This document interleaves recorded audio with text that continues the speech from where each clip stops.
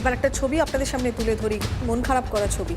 সন্তানের মৃত্যু মেনে নিতে পারছে না মা, তাই নিথর শরীরটাকে নিয়ে কিলোমিটারের পর কিলোমিটার পার করে যাচ্ছে। সন্তানের দেহ শুঁড়ে তুলে নিয়ে ছুটছে মা হাতি। এমনই মর্মান্তিক ছবি দেখে থমকে গিয়েছেন ডুয়ার্সের রেড ব্যাংক চা বাগানের কর্মীরাও।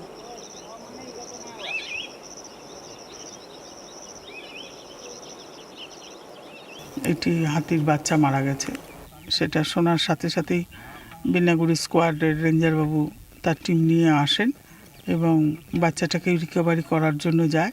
কিন্তু পাল হাতি সেটাকে এমনভাবে ঘিরে এবং শোককাতর মা তার বাচ্চাটাকে কিছুতেই ছাড়তে চাইছিল না। ওখান থেকে 50টারও পরে প্রায় 8 কিলোমিটারই বলা যায় যে মুখে করে মা তার শাবকটিকে টেনে নিয়ে এসছে। এখনও সে 25-30টি হাতির দল এবং তার মা শাবকটিকে ঘিরে রেখেছে, যার জন্য বন দপ্তর এখনও রিকভারি করতে পারেনি। তবে তারা সেটাকে সজাগ দৃষ্টি রেখেছেন। মাত্র দুদিন আগে চুনাভাটি চা বাগানে হাতির দলটি ঢোকে। গতকাল রাতে এই শাবকটির মৃত্যু হয়। আজকে সকাল এলাকাবাসীরা দেখেন যে মৃত শাবককে শুঁড়ে তুলেই ঘুরে বেড়াচ্ছে মা হাতি।